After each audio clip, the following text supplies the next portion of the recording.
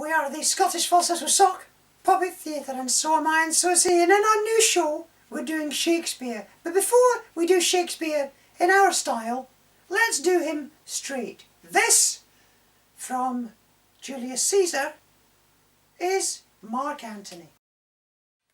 Friends, Romans, countrymen, lend me your ears. I come to bury Caesar, not to praise him. The evil that men do lives after them, the good that is often interred with their bones. So let it be with Caesar. The noble Brutus hath told you Caesar was ambitious. If it were so, it was a grievous fault, and grievously hath Caesar answered it, here under leave of Brutus and the rest. For Brutus is an honourable man. Come I to speak in Caesar's funeral. He was my friend, faithful and just to me, but Brutus says he was ambitious, and Brutus is an honourable man.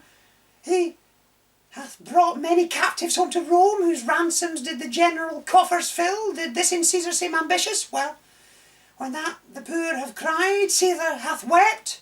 Ambition should be made of sterner stuff. Yet Brutus says he was ambitious, and Brutus is an honourable man. You all did see that on the Lupercal I thrice presented him a kingly crown, which he did thrice refuse. Was this ambition? Yet Brutus says he was ambitious, and sure he is an honourable man. I speak not to disprove what Brutus spoke, but here I am to speak what I do know. You all did love him once, not without cause. What cause withhold you then to mourn for him? O judgment, thou art fled to brutish beasts, and men have lost their reason. Bear with me. My heart is in there with Caesar, and I must pause till it come back to me. But yesterday the word of Caesar might have stood against the world. Now lies he there, and none so poor to do him reverence. O masters, if I were disposed to stir your hearts and minds to mutiny and rage, I should do Brutus wrong and Cassius wrong, who, you all know, are honourable men. I will not do them wrong. I'd rather choose to wrong the dead, to wrong myself and you, than I will wrong such honourable men. But here's a parchment with a seal of Caesar. I found it in his closet, 'tis his will. Let but the commons hear this testament, which, pardon me, I do not mean to read. And they would go and kiss dead Caesar's wounds, and dip their napkins in his sacred blood, yea, beg a hair of him from memory, and dying mention it within their wills, bequeathing it a rich legacy unto their issue. Have patience, gentle friends, I must not read it.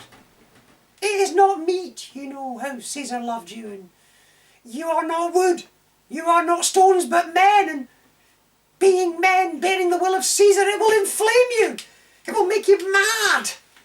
'Tis good you know not that you are his heirs, for if you should, oh, what would come of it? Will you be patient? Will you stay a while? I have overshot myself to tell you of it. I fear I wrong the honourable men whose daggers have stabbed Caesar. I do fear it. You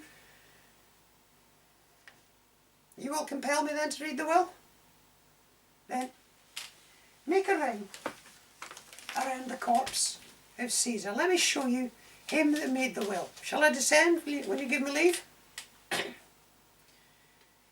If you have tears, prepare to shed them now. You all do know this mantle. I remember the first time ever Caesar put it on. 'Twas on a summer's evening in this tent. That day he overcame the nervi. Look, in this place ran Cassius's dagger through. See what a rent the envious Casca made. Through this the well-beloved Brutus stabbed, and as he plucked his cursed steel away, mark how the blood of Caesar followed it, and as rushing out of doors to be resolved if Brutus so unkindly knocked on no. For Brutus, as you know, was Caesar's angel. Judge, O you gods, how dearly Caesar loved him. This was the unkindest cut of all, for When the noble Caesar saw him stab, in gratitude more strong than traitor's arms quite vanquished him, then burst his mighty heart, and in his mantle, muffling up his face, even at the base of Pompey's statue, which all the while ran blood, great Caesar fell.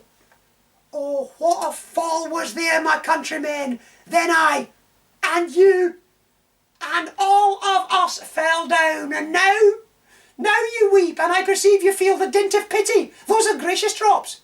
Kind souls, what weep you when you but behold our Caesar's vesture wounded? Look you here. Here is himself mad, as you see, with traitors.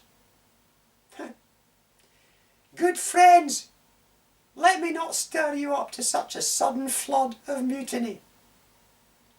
Now let it work. Mischief, thou art afoot. Take thou what course thou wilt.